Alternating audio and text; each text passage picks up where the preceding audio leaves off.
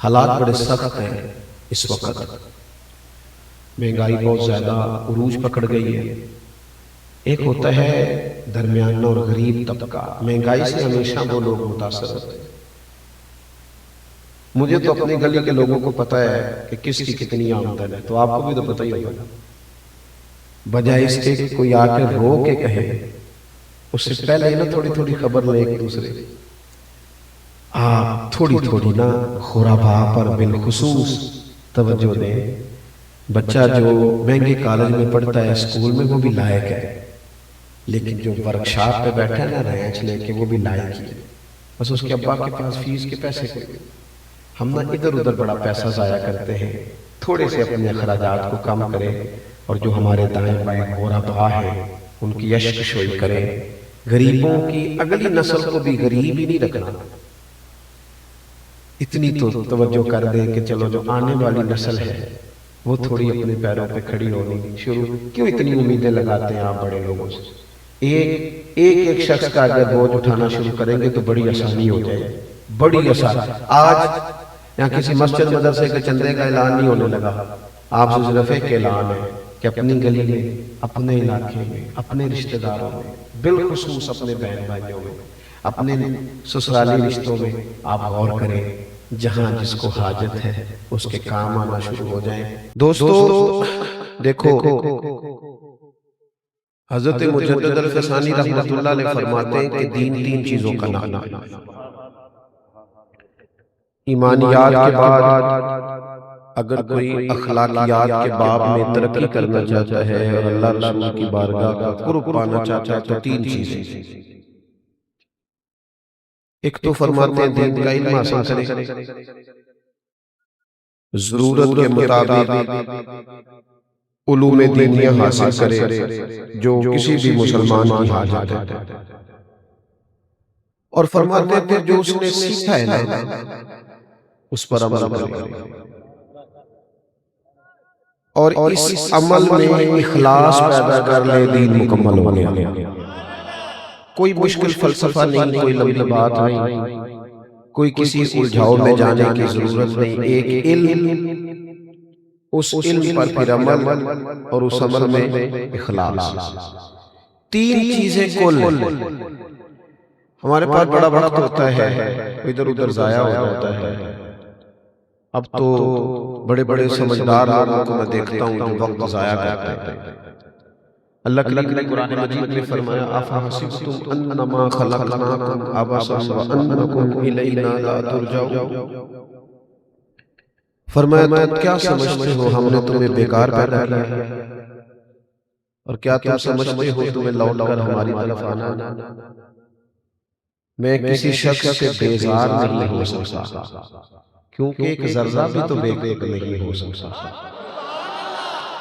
ہم نا جتنا وقت ادھر ادھر ضائع کرتے ہیں نا کچھ سیکھنے میں، یہ ہماری محافل جو ہوتی ہیں نا کئی دفعہ، یہ بھی بس ٹھیک ہے، ڈھیر سارے لوگ آئے، لمبے چوڑے نعرے لگے، ایک دوسرے کو مبارک دی، گھروں میں چلے گئے۔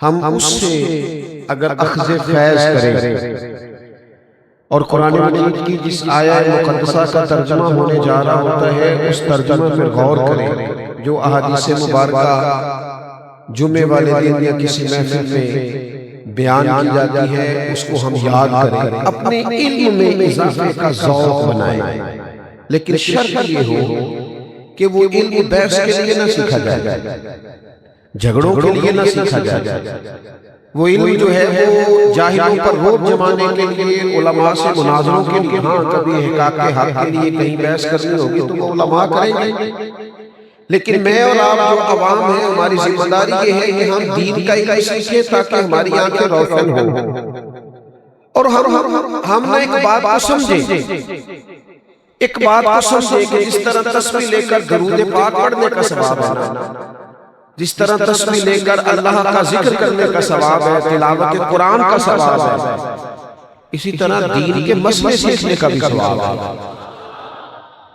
ہم نہ آج تک لوگوں کو یہ سمجھا نہیں سکے، یہ قائل نہیں کر سکے کہ بھائی جب آپ الف با تا سا پڑھتے ہیں تو اس کا بھی آپ کو ثواب ہوتا ہے، جب آپ فقہ کے مسئلے سیکھتے ہیں اس کا بھی ثواب ہوتا ہے، ایک کو ذرا کم کر دیں۔ جب آپ کسی عالم سے فجر کا درس سنتے ہیں، وہ بھی معرفت الہی کا رستہ ہے۔ میں آپ سے پوچھتا ہوں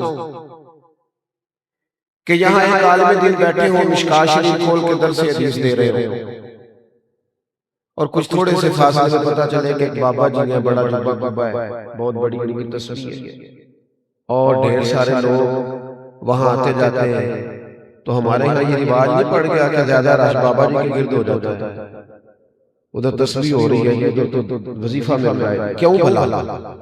کہ ہم نے نا قوم کو سکھایا ہے کہ صرف تسبیحات کا ہی شاید اجر ہے، لیکن نبی پاک علیہ السلام نے اس قوم کو شعوری کیا ہے، شعوری۔ ان کو کہا ہے کہ تم اپنے دین کو سمجھو، اس کو سیکھو، اگر تم اس کو سمجھ جاؤ گے نا تو تمہیں انشراح صدر ہو جائے گا کہ دراصل ہماری نجات اس بات میں۔ اللہ کے محبوب علیہ السلام مسجد میں آئے تو دو حلقے بنے ہوئے تھے، ایک جانب بیٹھ کر لوگ دین کی بات سکھا رہے تھے، اور دوسری جانب اللہ کا ذکر ہو رہا تھا۔ حضور درمیان میں کھڑے ہو کر فرمایا دونوں ہی لوگ خیر پر ہیں، لیکن فرمایا چونکہ مجھے اللہ نے استاد بنا کے بھیجا ہے، لہذا یہ کہتے کہتے نبی پاک اس حلقے میں بیٹھ گئے جہاں دین سیکھا سکھایا جا رہا تھا۔ کوئی بندہ بھی مسئلہ پوچھ لیتا ہے تو ہم پتہ اسے کیا جواب دیتے ہیں؟ اگر وہ ہم سے ہمارے شعبے کے بارے میں پوچھتا ہے نا، ایک بندہ پراپرٹی کا بزنس کرتا ہے، اسے پوچھتے ہیں زمین کا ریٹ تو اسے پتہ ہے، کوئی کرائے کا مکان چاہیے تو اسے پتہ ہے، ایک آدمی لوہے کا کاروبار کرتا ہے اسے ریٹ کا بھی پتہ ہے، اور کس کس کیٹیگری میں وہ ملتا ہے اس کا بھی پتہ ہے۔ ہمیں باقی ہر شے کا پتہ ہے۔ کوئی بندہ دین کا مسئلہ پوچھتا ہے تو ہم کہتے ہیں میں تو اتنا پڑھا ہی نہیں، تو دین مسلمانوں نے پڑھنا تھا یا غیروں نے پڑھنا تھا؟ اس کو کس نے حاصل کرنا تھا؟ وہ ذوق علم جو ہمیشہ ہر دور میں انسان کا مزاج ہونا چاہیے۔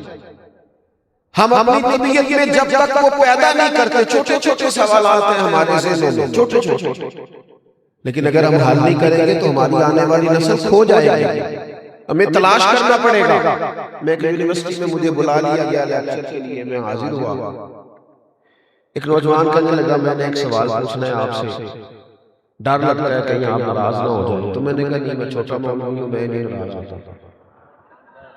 میں بتا دوں گا آپ پوچھیں۔ وہ کہنے لگا جی میرے ذہن میں ایک بات ہے کہ ایک حکم آیا تھا حرام ہے تو حرام ہو گیا، ایک حکم آیا تو فلاں چیز حرام ہو گئی، تو یہ لوگ جو بکتے رہے، یہ جو غلامی آخر تک ہوتی رہی۔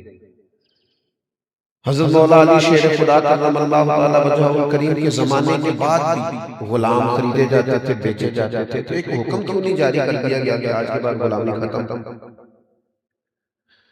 تو میں نے اسے کہا یار تو بلا وجہ ہی پریشان ہے، یہ تو بڑا سادہ سا سوال ہے، کاش ہم کتاب و سنت کو پڑھتے، ہم غور کرتے تھے، کبھی بھی شیطان ہمارے اندر وسوسے نہ پیدا کرتا۔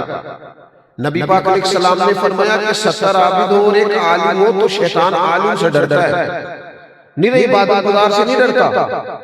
میں نے کہا یہ تو سادی سی بات کی، دیکھو ایک ہوتا ہے کسی سیٹ کا ہونا، ایک ہوتا ہے وہ سیٹ ہی بدل دی جائے، کہتے ہیں یہاں عربی ٹیچر کی ضرورت ہی نہیں، سیٹ ہی ختم کر دی، سیٹ ہی اگر ختم ہو جائے تو پھر کیا خیال ہے؟ کہنے لگے کیا مطلب؟ میں نے کہا پڑھے نا، سیاستہ میں حدیث موجود ہے، نبی پاک علیہ السلام نے غلامی کی سیٹ ہی بدل دی۔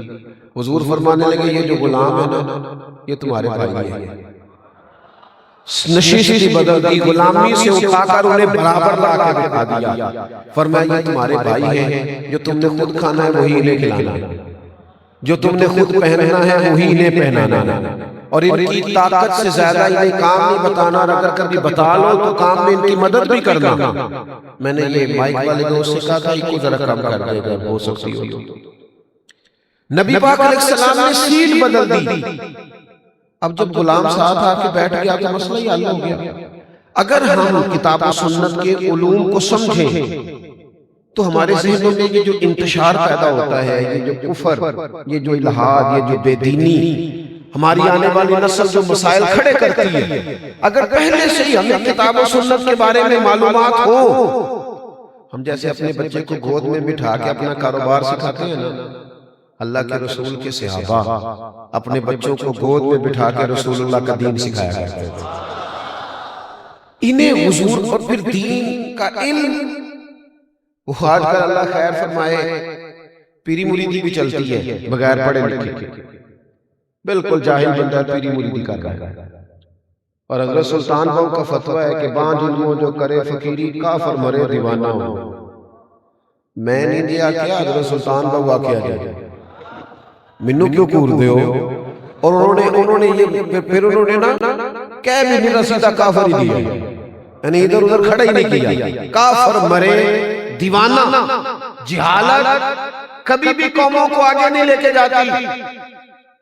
ہمارے ساتھ یہ بہت بڑا ظلم کیا گیا ہے کہ ہم تعلیم کتاب و سنت سے دور ہیں۔ خدا را تو بڑی چیزیں اردو میں مل جاتی ہیں، اب تو علماء درس دیتے ہیں، ہم توجہ ہی نہیں کر رہے، غور ہی نہیں کر رہے۔ اگر یہ لو لگ جائے، کچھ لوگ نا ہمارے ہاں کہتے ہیں کہ اب میری عمر زیادہ ہو گئی ہے، میں کیسے پڑھوں؟ تو تمام صحابہ نے بڑی عمر میں کلمہ پڑھا تھا اور بڑی عمر میں دین سیکھا تھا۔ یہ کل موبائل آیا ہے تو سب نے چلانا سیکھ لیا کہ نہیں؟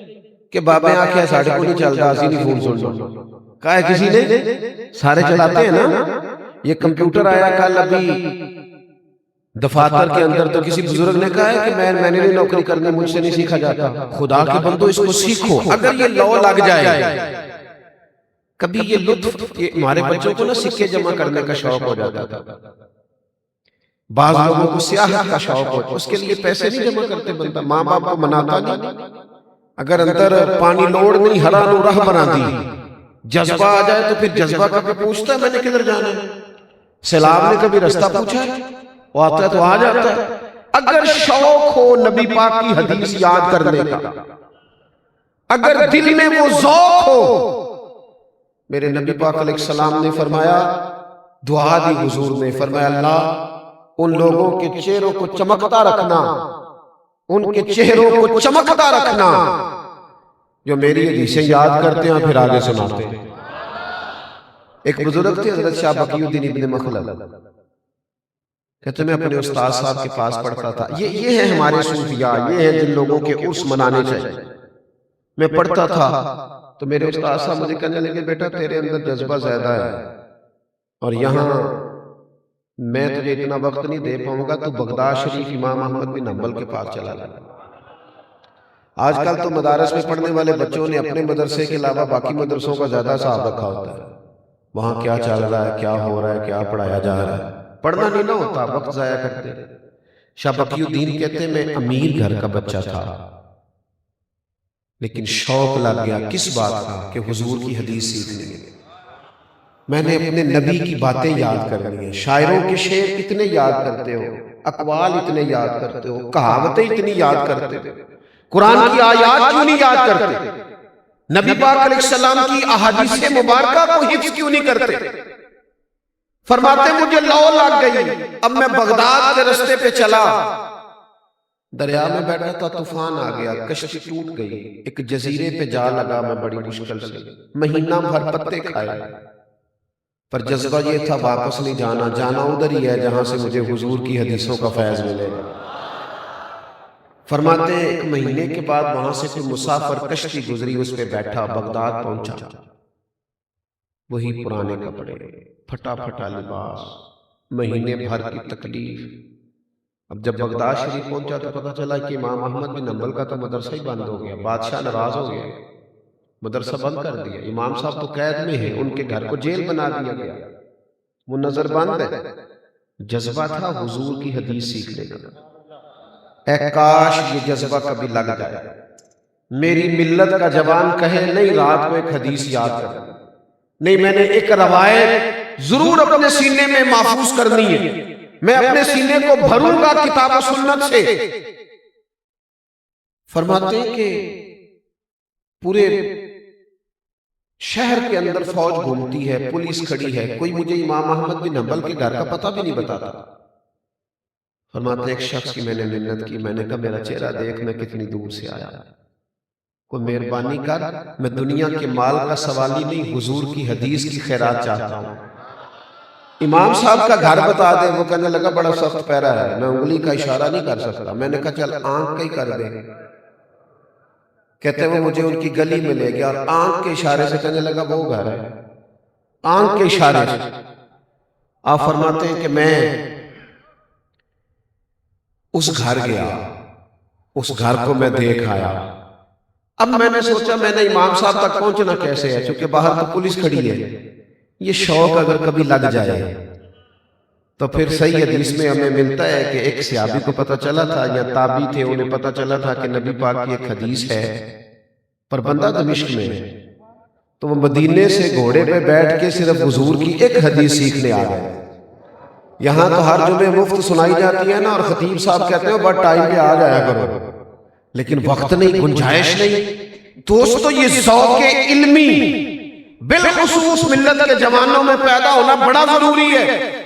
حضرت شاہ بقی الدین کہتے ہیں میں نے سوچا اب کیسے جاؤں امام صاحب کے گھر قربان جاؤں، کہتے ہیں پہلے سوچا سبزی والا بن جاتا ہوں، پھل بیچتا ہوں، چلو میں آواز دوں گا شاید امام صاحب سبزی خریدنے باہر آئے، تو پھر میں نے سوچا سبزی خریدنے کوئی آتا ہے، کوئی نہیں بھی تو آتا نا، میں امیر باپ کا بیٹا۔ پھر میں نے سوچا کہ میں نے صفائی والا بن جاتا ہوں، شاید وہ باہر آئے، پھر سوچا صفائی والے کو دیکھنے بھی سارے نہیں آتے، آخر کیسے پہنچوں حضور کی حدیث سیکھنے کے لیے؟ کہتے میں نے طے کیا، میں نے سر سے ٹوپی اتار لی، کپڑے پھاڑ لیے، گلے میں نے مانگنے والا کاسا ڈال لیا، تینوں لب دیاں سی آپ گواچے، سانو اپنی خبر نہ کوئی، ساتھوں پارے نی ککھ گلیاں دے، سانو آخ دے لوگ شدائی، اسا ننگ نموس دا ساڑ کے چولا، گل پہنے تاج گدائی، او سجنہ اپنا آپ گوایا تاں یار نے چاہتی پائی۔ فرماتے میرے مانگنے والا کاسا، اور میں دروازے بھی اللہ کے نام پہ دے دو، اللہ کے نام پہ۔ کہتے امام احمد بن حنبل کا دروازہ آیا، اور میں نے رو کے صدا کی، اندر جذبہ تھا نا، اندر جذبہ تھا، رو کے صدا کی، میں نے کہا کچھ لینے آیا ہوں، یوں دروازہ کھلا، اور جب امام صاحب نے 1 دینار دینے کے لیے میرے پیالے پہ کاسے پہ ہاتھ بڑھایا تو میں نے ہاتھ چوم لیا، میں نے کہا قربان جاؤں، میں 1 دینار کے لیے نہیں آیا، رسول اللہ کی حدیث سننے کے لیے آیا ہوں۔ کہتے ہیں امام صاحب نے نا یوں اٹھا کے نظر دیکھی، اس طرح بھی کوئی لیتا ہے؟ آپ یقین کریں کچھ لوگوں کو لینا بھی آتا ہے، کچھ لوگوں میں جذبہ ایسا ہوتا ہے کہ وہ لے لیتے ہیں، کچھ نہ ارادہ کرتے ہی رہ جاتے ہیں، پروگرام بناتے ہی رہ جاتے ہیں، کچھ لے جاتے ہیں، کچھ اور چکر میں پڑے رہتے ہیں، اور کچھ حاصل کر جاتے ہیں۔ حضرت امام صاحب رحمت اللہ علیہ نے چہرہ دیکھا، فرمایا ہاں حضور میں بڑی دور سے آیا ہوں، بڑی دیر سے پہنچا ہوں، گو سنا تھا کہ آستانہ یار دور ہے، پر ہم نے بھی ٹھان لی تھی کہ جانا ضرور ہے۔ کہتے ہیں حضور مہربانی ہو جائے، کہتے ہیں میں روز فقیر بن کے جاتا، امام صاحب 3 حدیثیں سناتے، میں ساری، او دوستو او ادھر آؤ یار، تم کہتے ہو فلاں انگریز کا اسکول کی دیوار پر فلاں دانشور کی بات لکھ دیں، کائنات کی حکمتیں ساری میرے رسول پاک کی قدموں کی دھول پہ قربان۔ آؤ نبی پاک کی حدیث سیکھو، قرآن مجید کی آیات سیکھو، کتاب و سنت کے علوم لو، ایک ایک کر کے اپنا دین سیکھنا شروع کرو، اور ان پر ذوق پیدا کرو۔ تھوڑی فیس بک تھوڑی چلا لو، تھوڑے دن گپ شپ کم کر لو، سیاحتیں چھوڑ لو، یہ کتاب و سنت ہے، اس کے قریب آؤ، یہ پڑھتے پڑھتے سینہ روشن ہو جاتا ہے، اسے لیتے لیتے ہی حالات بدلنے لگتے ہیں۔ کہتے میں کتنا عرصہ فقیر بن کے جاتا رہا، پھر حالات بدل گئے، حالات بدل جایا کرتے ہیں، حالات بدل جایا کرتے ہیں، حالات کے سہمے ہوئے لوگوں کو بتا دو حالات بدل جاتے ہیں، ایک جیسے نہیں رہتے۔ فرماتے میں امام صاحب حالات بدل گئے، امام صاحب کا مدرسہ کھل گیا، بلکہ جو نیا بادشاہ آیا اس نے بڑا بنا کے دیا۔ اب جب امام صاحب بیٹھ گئے مسند پہ تو ہم نے بھی کپڑے بدل لیے۔ فرماتے جب پہلے دن میں مدرسے میں گیا تو باقی شاگرد بیٹھے تھے، مجھے دیکھ کے امام صاحب اٹھ کے کھڑے ہو گئے، فرمانے لگے بڑی دنیا نے پڑھا ہے پر جو تو نے پڑھا ہے ایک تو اپنے اندر وہ ذوق علم کا، اور دوسری بات مومن کہتے ہی باعمل کو ہے، گورکھ دھندا نہ کرو، لفظوں کا ہیر پھیر نہ کرو، ہر بندہ سیانا ہے، ہر بندے کو پتہ ہے، عمل کون کرے گا؟ ہم اگر کبھی کو بات سنتے سیکھتے ہیں تو وہ صرف اس لیے کہ دو بندے ملیں گے تو انہیں سنا دوں گا، دوسروں کو نصیحت کروں گا۔ میرے نبی پاک علیہ السلام کا سارا دین عمل کے لیے آیا، عمل کے لیے۔ جب تک انسان عمل نہیں کرتا وہ دو کشتیوں کا مسافر ہے۔ جب تک وہ نرا عالم ہوتا ہے اور عامل نہیں ہوتا اتنی دیر تک وہ اپنے ضمیر کا قیدی ہوتا ہے۔ او بیٹا بیٹھ جاؤ، او میں پیسے لینے آئے ہوں، اللہ آپ کو خوش رکھے، تشریف رکھے، مہربانی کرے۔ کچھ تقریرہ مفت بھی سن کے دیکھا کرو کہ نہیں ہوتی، اللہ آپ کو سلام۔ آپ جو اتنے سارے لوگ آئے ہیں تو اگر میرے دل میں پھر بھی یہی خیال ہو، اتنی محبت، اتنا پیار، میں بتا نہیں سکتا صبح سے مجھے ان علاقوں سے فون کتنے گئے ہیں کہ یہ صرف ملنا ہی ہے۔ تو جس سے اتنا پیار کیا جائے وہ پھر 20-40 ہزار کا لالچ پیدا کرے تو اس سے زیادہ کمینہ بھی کوئی نہیں۔ جس سے اتنا پیار کیا جائے لوگ راہیں بچھائیں، سانو تخت ہزارے ریلوڑ کی نالے کی لگے شہر بمبول دے نال اسی اپنی بال کے سیکھنے ہیں، سانو کی لگے کسے اور دے نال، اور کرو مدح اہل دول رضا، پڑے اس بلا میں میری بلا، میں گدا ہوں اپنے کریم کا، میرا دین پارا اعلان ہے۔ آپ توجہ کریں گے اور میری بات کو سمجھیں گے، دین عمل کے لیے، عمل کے لیے دین کردار بدل دیتا ہے، سوچ بدل دیتا ہے۔ رب فرماتا ہے وَعِبَادُ الرَّحْمَنِ الَّذِينَ يَمْشُونَ عَلَى الْأَرْضِ هَوْنًا، رحمان کے بندے زمین پر عاجزی سے چلتے ہیں، ان کے مزاج بدل جاتے ہیں، ان کے تیور بدل جاتے ہیں، ان کے لہجوں میں حسن آ جاتا ہے، تواضع آ جاتا ہے، ان کی زندگیاں پھر الجھاؤ والی نہیں رہتی، وہ سارا دن سیاسی پیچ و تاب کا شکار نہیں ہوتے۔ وَإِذَا خَاطَبَهُمُ الْجَاهِلُونَ قَالُوا سَلَامًا، اگر کوئی جاہل الجھنے بھی لگے تو سلام کر کے گزر جاتے ہیں۔ ان کے لہجوں میں خوبصورتی ہوتی ہے، ان کے انداز بدل جاتے ہیں، وہ لوگ ایک اور رخ اختیار کر جاتے ہیں، زندگی عمل والی ہو جاتی ہے اپنے کردار میں۔ دیکھو آپ بڑی تعریفیں کریں جا کے اپنے پیر صاحب کی گالی، اپنے استاد صاحب کی، لیکن اگر آپ بیوی کو گالی دیں گے نا تو آپ سے کہے گی اے سکھایا تینے تیرے پیر صاحب نے۔ آپ جو جا کے کہیں اپنے کلیگ سے دفتر میں کہ میں فلاں محفل سے ہو کے آیا ہوں، لیکن 2 منٹ کے بعد وہ دیکھے کہ آپ تو کام چوری کر رہے ہیں، تو کہے گا اے سکھایا سراتی مولوی صاحب نے۔ عمل امام جعفر صادق رضی اللہ تعالیٰ عنہ سے ایک شخص نے کہا حضور میں دین کی تبلیغ کرنا چاہتا ہوں، کوئی نسخہ بتائیں، تو فرمانے لگے بڑا سادہ سا نسخہ ہے، تو دین پہ عمل کرنا شروع کر دے، دین کی تبلیغ ہونی شروع ہو جائے گی۔ دین تو عمل کے لیے ہے، کردار میں تبدیلی کے لیے۔ کہ میں نے آپ کو حدیث پڑھ کے سنائی نا، نبی پاک نے فرمایا تمہارے غلام تمہارے بھائی ہیں۔ آج جو بڑے انسانی حقوق کی بات کرتے ہیں نا، ان کے ملازموں سے پوچھ کے دیکھو حال کیا ہے۔ جس کا بچہ رات کو 4000 کا برگر پیزا کھاتا ہے، اس کا ملازم کبھی 5000 ایڈوانس مانگ لے تو وہ نصیحتیں کرتا ہے کہ اپنے خرچے کم کرو۔ بھائی تیرے تو کم ہوئے نہیں، یہ خرچے کم کرے۔ وہ ہمارے حکمران کہتے ہیں نا جب مہنگائی کرتے ہیں تو کہتے ہیں ہم ذرا مشکل فیصلہ کرنے لگے۔ آپ کے لیے تو نہیں نا مشکل، آپ کے لیے تھوڑی مشکل ہے، وہ تو مشکل ان غریبوں کے لیے ہے، پر شکوہ آپ سے بھی ہے۔ آپ نے بھی کبھی الیکشن کے موقع پر پوچھا نہیں کہ مجھے ہمیں بتاؤ پاکستان کا مطلب کیا؟ ان سے پوچھو نا کہ یہ بھی تم نے کبھی نعرہ لگایا ہے، اس کا بھی تمہیں پتا ہے؟ کبھی ان سے پوچھو، ان سے کہو تم تو الیکشن جہاں لڑتے ہو رہائش جا کے لاہور میں کرتے ہو۔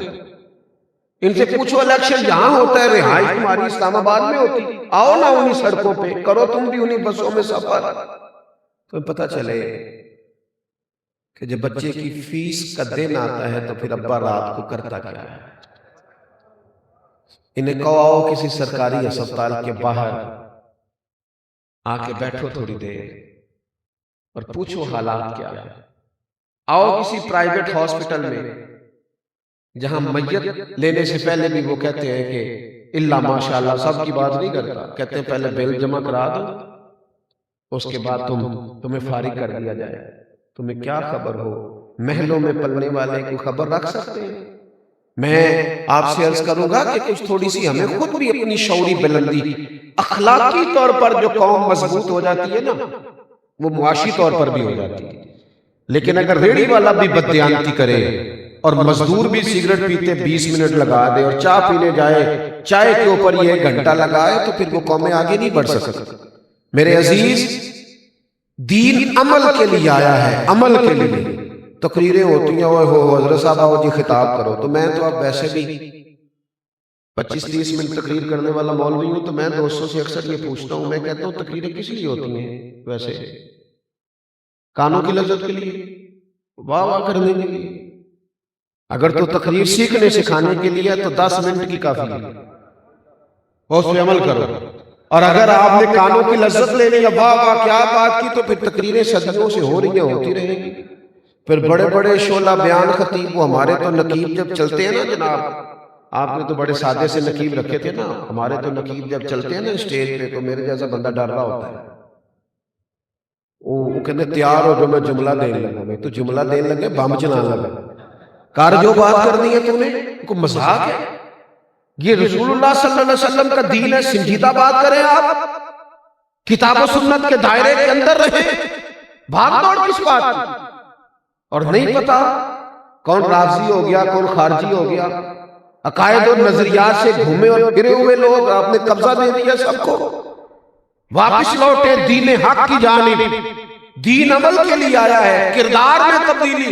حضرت باعزید بستامی کا زمانہ تھا، ایک یہودی اور مسلمان آپس میں دوست تھے، تو وہ یہودی اپنے مسلمان دوست کے پاس بیٹھا تھا، تو مسلمان کہنے لگا کلمہ پڑھ جا، مسلمان ہو جا، تو مسلمان ہنس پڑا۔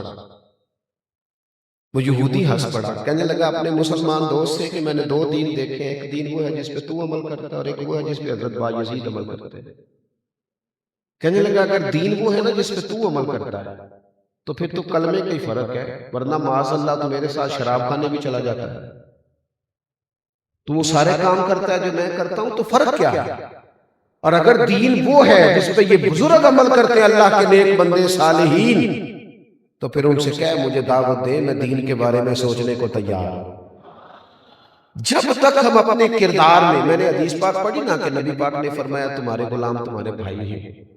صحابہ نے جب یہ حضور سے حکم سنا تھا تو انہوں نے سچ مچ اپنے غلاموں کو بھائی بنایا تھا۔ حضرت ابو ذر غفاری جس طرح کے کپڑے خود پہنتے تھے، ان کا غلام بھی اسی طرح کے پہنتا تھا۔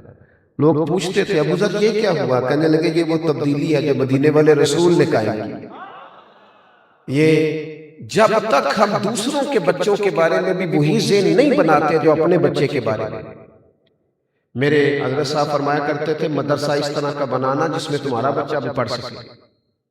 آج کل لوگ بات سناتے ہیں نا جی، تقویٰ سنا رہے ہوتے ہیں بعض محتمے میں، اللہ ماشاءاللہ ہم نے کبھی مدرسے کی روٹی نہیں کھائی، تو میں کہتا ہوں آپ تقویٰ بدل لیں، آپ وہی کھایا کریں جو مدرسے میں پکتی ہے، آپ کو پتہ چلے بیچارے بچے کیا کھاتے ہیں، آپ کو سمجھ آئے۔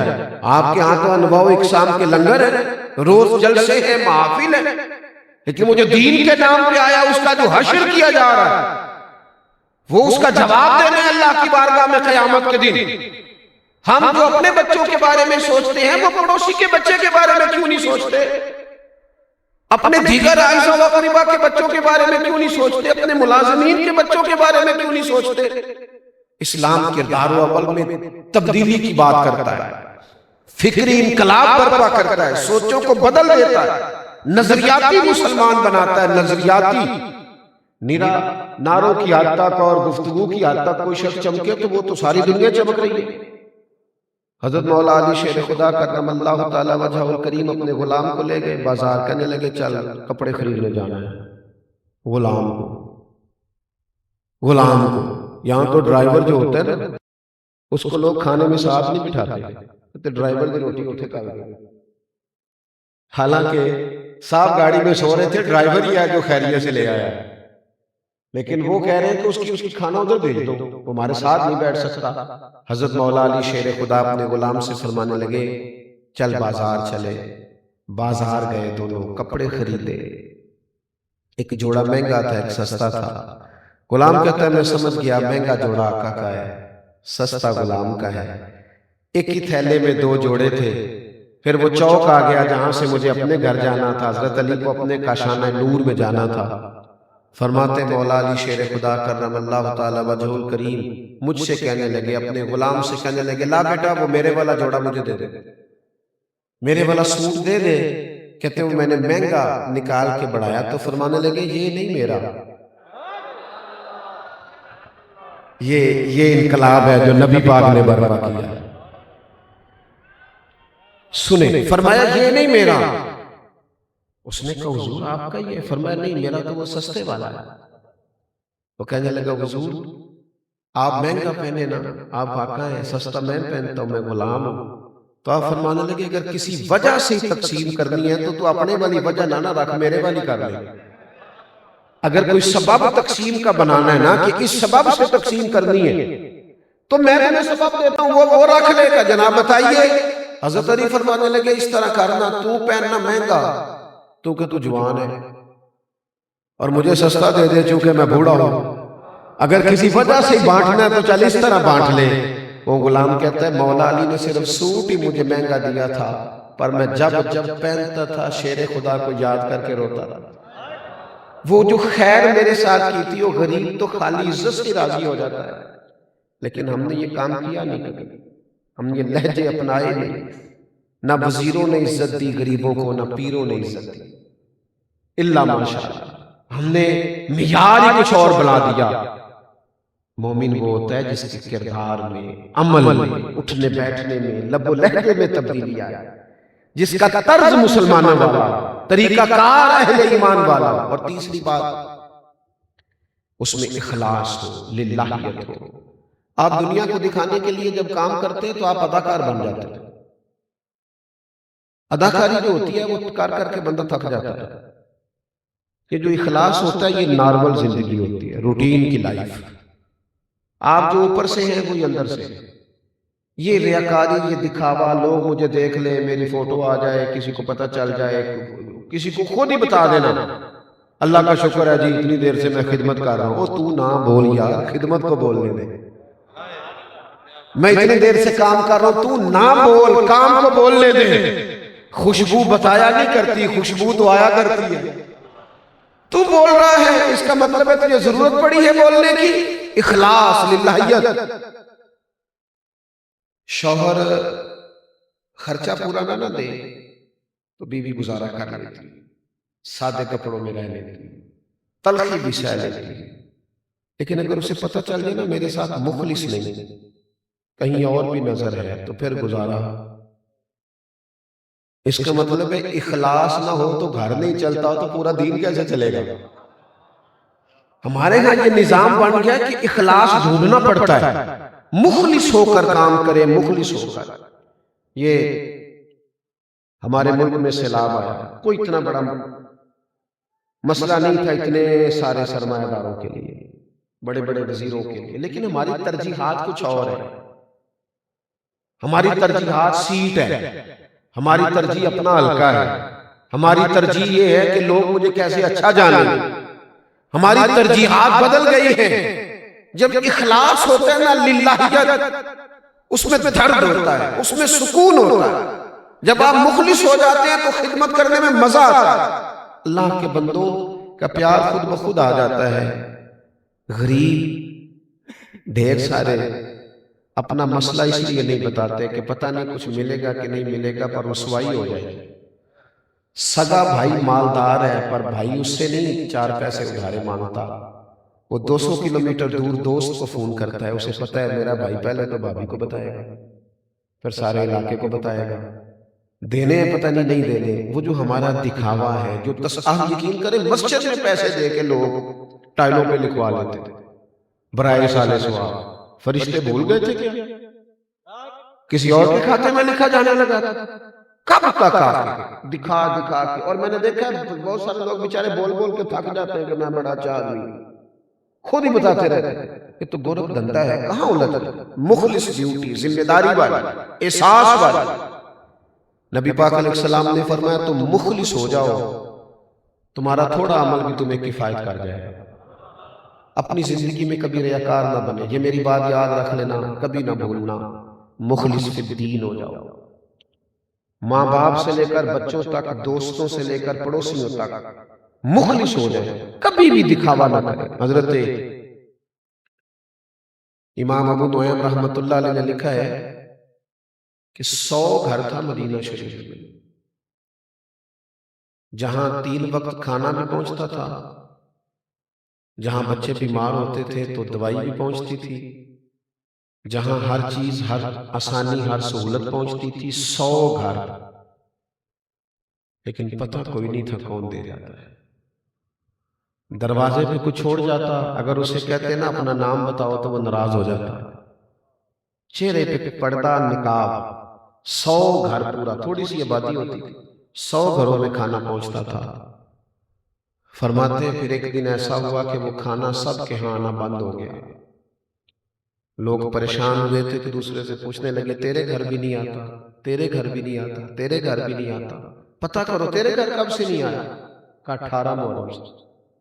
وہ 18 محرم سے تو ہمارے گھر بھی نہیں آیا، فلاں گھر بھی نہیں۔ پتہ چلا کہ 18 محرم سے نہیں آ رہا، وہ پتہ چلو، پتہ کرو 18 محرم کو کیا ہوا ہے؟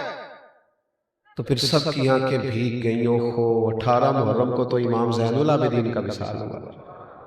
100 گھروں میں کھانا پہنچاتے تھے، خرچہ دیتے تھے، کسی کو پتہ کوئی نہیں تھا کون دے جاتا ہے۔ اکھاں جدو میٹیاں زمانہ مینوں روے گا، اپنا تے اپنا بیگانہ بھی مینوں روے گا، جدو نہ میں دسیا میں خاراں نوں میں خانے وچ ویکھیا دے، جام ٹوٹ جان گے تے میں خانہ مینوں روے گا، کئی بک بک رون گے تے کئی لک لک رون گے، گلیاں دا ایانا تے سیانا مینوں روے گا، جن لوگوں نے خدمات کی نا، جنہوں نے کچھ کارہائے نمایاں کی، ان لوگوں نے اخلاص سے کی، اللہ کی رضا کے لیے کی، انہوں نے کسی جگہ نام و نمود کو آنے نہیں دیا، اپنی زندگی میں مخلص ہو، ایک اینٹ لگائیں کسی مسجد میں، پر ہمیں پتہ ہو یا اللہ رسول کو پتہ ہو، کسی ایک غریب کا خرچ اٹھا لیں، پر ہمیں پتہ ہو یا رب رسول کو پتہ ہو، ایک نیکی کریں۔ دیکھو جس کے گھر میں 20 تولے سونا پڑا ہو وہ کبھی گلی میں نہیں لے کے آیا، وہ کہتا ہے یہ قیمتی ہے، اسے گلی میں نہیں لے کے جانا۔ جس کے گھر میں 50 لاکھ کیش ہو وہ کبھی گلی میں نہیں، کیونکہ قیمتی چیزیں دکھائی نہیں جاتی، چھپائی جاتی۔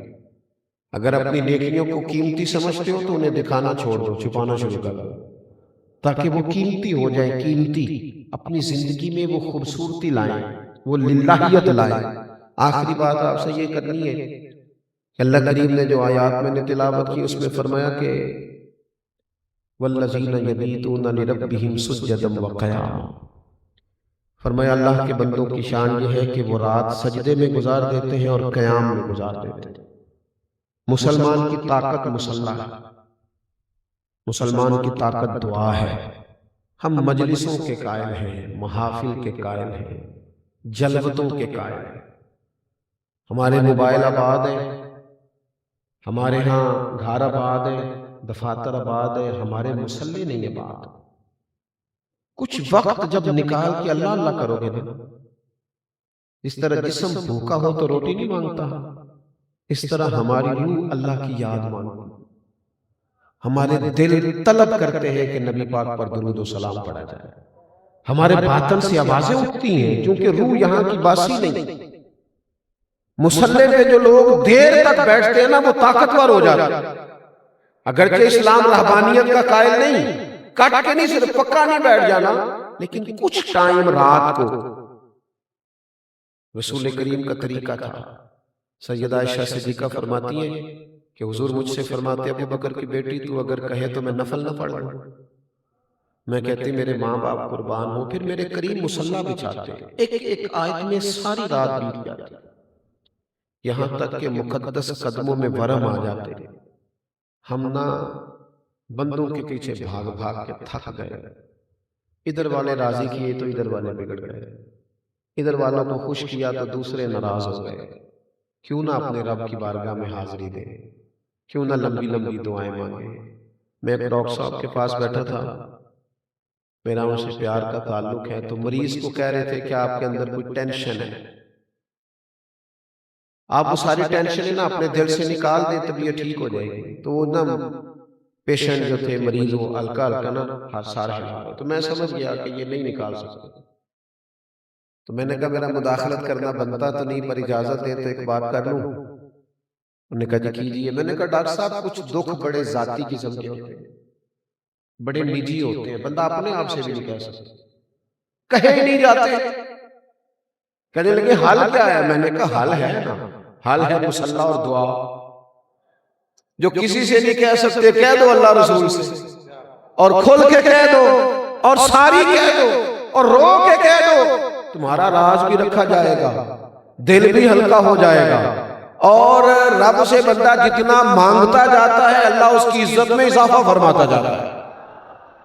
پر وہ ایک اکبر الہبادی کہتے ہیں مصیبت میں بھی اب یاد خدا ہم کو نہیں آتی، دعا منہ سے نہ نکلی جیبوں سے عرضیاں نکلی، ساری جماعتوں کے پیچھے بھاگ بھاگ کے تھک گئے ہو، نتیجہ کیا نکلا ہے؟ واپس نہ لوٹے اللہ رسول کی جانب، بجائے بڑے لوگوں کی گاڑیوں کے پیچھے بھاگنے کو اللہ کے گھر کی طرف نہ بھاگے، اس طرف نہ دوڑے، اپنی زندگی میں عبادت کا مزاج پیدا کریں، طبیعت اس طرح کی بنائیں، ذوق اس طرح کا بنائیں کہ کچھ دل قرآن پاک سے لگے، کچھ درود پاک سے لگے۔ آج ڈھیروں لوگ مرید ہوتے ہیں، وہ بیعت تو ہو جاتے ہیں لیکن جو شیخ نے سبق دیا اس پر توجہ ہی نہیں کرتے، وظائف ہی نہیں پڑھتے۔ میں بہت سارے لوگوں سے کہتا ہوں کہ ہم نے زیادہ مرید کر کے کوئی الیکشن تھوڑی لڑنا، مقصود تو یہ ہے کہ جو کہتے ہیں اس پر عمل کرو، یہی پیری مریدی ہے، جو سکھاتے ہیں اسے سیکھو، جو درد لیے پھرتے ہیں اس پر غور کرو، یہی بیعت ہے۔ باقی کوئی ایسا شوق اللہ نے نہیں دیا طبیعت کے اندر کے پتہ چلے یہاں بھی لاکھوں ہیں تو وہاں بھی ہزاروں ہیں۔ تو میں نے جو 4 باتیں آپ کی خدمت میں عرض کی ہیں، پھر دہراتا ہوں بات ختم کرنے سے پہلے۔ ایک تو مزاج علم کا بنائیں، تھوڑا بہت سیکھتے رہیں، کوشش کریں ایک آیت روز سیکھی جائے، ایک حدیث پاک روز ہماری سمجھ میں آئے۔ دوسری گزارش یہ جو سیکھیں نا اس پر عمل کریں، بغیر عمل کے نا مطلب وہ بہترین پڑھنے لکھنے کے بعد بھی پریکٹیکل کرنا پڑتا ہے۔ کہتے ہیں آج کل پریکٹس کہاں کر رہے ہیں؟ جب تک پریکٹیکل نہیں نہ ہوتا اتنی دیر تک تھیوری کی سمجھ ہے، پہلے عمل کریں۔ تیسری بات یہ کہ اس میں اخلاص پیدا کرو، للہیت پیدا کرو۔ آپ جتنا اخلاص پیدا کرتے جائیں گے دل اور روح سکون میں آتے جائیں گے، اطمینان۔ اور چوتھی بات یہ کچھ وقت مصلی کو دیں، عبادت کو دیں، اللہ کی بارگاہ میں حاضری کو دیں۔ آخری گزارش یہ ہے، حالات بڑے سخت ہیں اس وقت، مہنگائی بہت زیادہ عروج پکڑ گئی ہے۔ ایک ہوتا ہے درمیانہ اور غریب طبقہ، مہنگائی سے ہمیشہ وہ لوگ متاثر ہوتے ہیں۔ مجھے تو اپنی گلی کے لوگوں کو پتہ ہے کہ کس کی کتنی آمدن ہے، تو آپ کو بھی تو پتہ ہی ہوگا۔ بجائے اس کے کہ کوئی آ کے رو کے کہے، اس سے پہلے نا تھوڑی تھوڑی خبر لے ایک دوسرے کی، آپ تھوڑی نا غرباء پر بالخصوص توجہ دیں۔ بچہ جو مہنگے کالج میں پڑھتا ہے، اسکول میں، وہ بھی لائق ہے، لیکن جو ورکشاپ پہ بیٹھا ہے نا رینچ لے کے، وہ بھی لائق ہے، بس اس کے ابا کے پاس فیس کے پیسے کوئی۔ ہم نا ادھر ادھر بڑا پیسہ ضائع کرتے ہیں، تھوڑے سے اپنے اخراجات کو کم کریں، اور جو ہمارے دائیں بائیں غرباء ہیں ان کی اشک شوئی کریں۔ غریبوں کی اگلی نسل کو بھی غریب ہی نہیں رکھنا، اتنی تو توجہ کر دیں کہ چلو جو آنے والی نسل ہے وہ تھوڑی اپنے پیروں پہ کھڑی ہونی شروع۔ کیوں اتنی امیدیں لگاتے ہیں آپ بڑے لوگوں سے؟ ایک شخص کا اگر بوجھ اٹھانا شروع کریں گے تو بڑی آسانی ہو جائے گی، بڑی آسان۔ آج یہاں کسی مسجد مدرسے کے چندے کا اعلان نہیں ہونے لگا، آپ سے صرف ایک اعلان ہے کہ اپنی گلی میں، اپنے علاقے میں، اپنے رشتہ داروں میں، بالخصوص اپنے بہن بھائیوں میں، اپنے سسرالی رشتوں میں آپ غور کریں، جہاں جس کو حاجت ہے اس کے کام آنا شروع ہو جائیں۔ ایک جملے میں میرے رسول نے کائنات کی ساری حقیقت سمو کے رکھ دی۔ حضور فرمانے لگے تو اللہ کے بندوں پہ رحم کر، اللہ تیرے اوپر رحمت فرمائے گا۔ یہ سادہ سا نسخہ ہے، تمام روحانی مسائل کا حل ہے۔ دعا ہے اللہ تعالیٰ صوفی صاحب کے درجات بلند کرے، ہمارے بھائی صاحب کو اور ان کے دیگر بھائیوں کو اللہ برکات عطا کرے۔ آخر دعوانا اللہم صلی علی سیدنا و مولانا محمد معدد الجود والکرم وآلہ وصحبہ وبارک وسلم۔ اللہ اس بزم حسن کو قبول فرما۔ ہزاروں کی تعداد میں جو احباب یہاں آئے، جو پریشان ہے اس کی پریشانی دور کر دے، جو بیمار ہے اسے شفا دے دے، جو تنگ دست ہے اس کے رزق میں وسعت کر دے، جو بیچارہ بے آسرا ہے اس کی مدد فرما دے۔ اللہ جو بے اولاد ہے صاحب اولاد کر دے۔ اے مالک کریم جو کسی بھی قسم کی ذہنی پریشانی کا شکار ہے اس کے لیے آسانی فرما دے۔ کائنات کے مالک امت کی خیر فرما، آج 5 فروری کا دن گزرا ہے، اہل کشمیر پر اپنی رحمت فرما۔ اے اللہ، شام، یمن، مصر، برما، فلسطین، جہاں جہاں مسلمان پریشان ہیں تو سب کی مدد فرما۔